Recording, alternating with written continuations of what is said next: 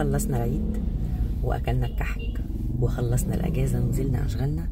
في بقى كلمتين جد كده عايزين يتقالوا، وهلا هلا على الجد والجد هلا هلا عليه.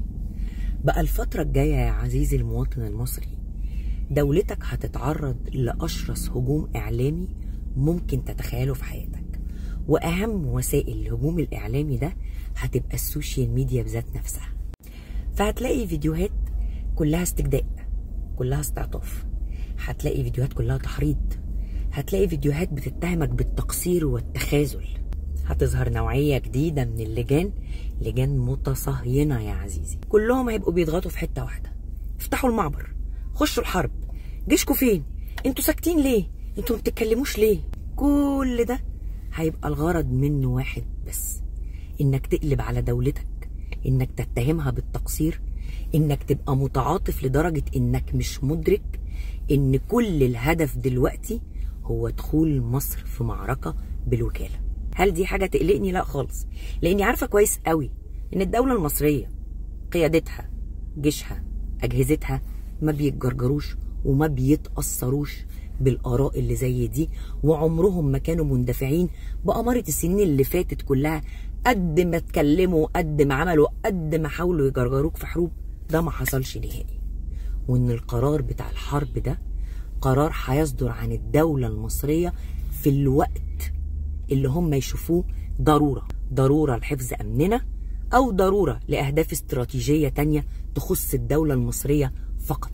فقرار إعلان الحرب ده مش بإيد ولا حد فينا، لكن ما تخليهمش يلعبوا على نفسيتك، ما تخليهمش يسودوا حياتك، ما تخليهمش يحسسوك بالتقصير، لأن بلدك قدمت كتير قوي للقضية. بلدك على مدار التاريخ، ويشهد علينا التاريخ، كانت أكبر داعم للقضية، سواء بدم ولادنا، سواء بالدعم المعنوي والمادي، سواء بالاتصالات الدبلوماسية والمفاوضات، وكل حاجة مصر قدمتها. وطول عمر مصر والمصريين مهمومين بالقضية يمكن أكتر من أهلها.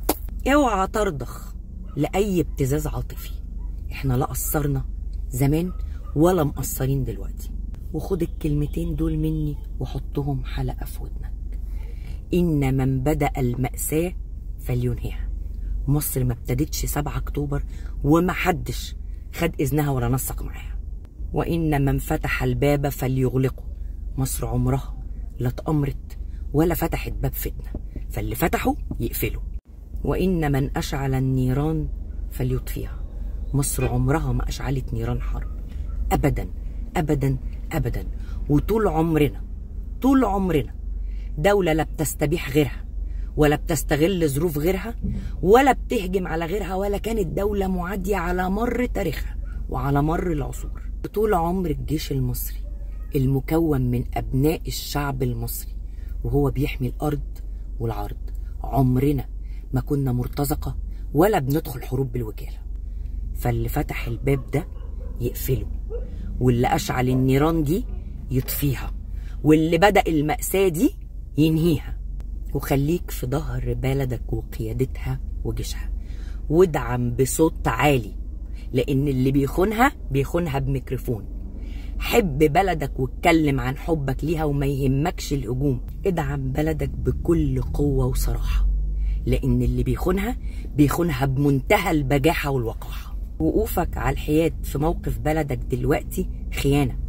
محدش هيسقف لك لو بلدك جرالها أي حاجة، محدش هيقول ده مصر جرالها كده عشان خاطرنا. لا يا حبيبي، 1000 من هيشمت. خليك قوي في دفاعك عن بلدك، ما يهمكش حد، ما يهمكش هجوم. احنا ملناش غير بلد واحدة، وكلنا دلوقتي لازم نبقى على قلب رجل واحد ونقولها بصوت عالي: تحيا مصر، تحيا مصر، تحيا مصر، ومصر هي قضيتنا الأولى. واوعى تفتكر إن حد هيقف جنبنا لو بلدنا جرالها حاجة خالص. احنا ما عندناش غير ربنا وتكاتفنا مع بعض، بس دي الحاجة الوحيدة اللي باقية لنا. فننشف كده، عشان الفترة الجاية هنشوف هجوم من نوع تاني خالص. والحقيقة ان هو ابتدى الفترة اللي فاتت دي، بس ركزوا لان الفترة دي هتزيد الموجة قوي. ركزوا ودعموا بلدكم وقيادتها، وما يهمكوش حد. وتحيا مصر يا مصريين بيكم.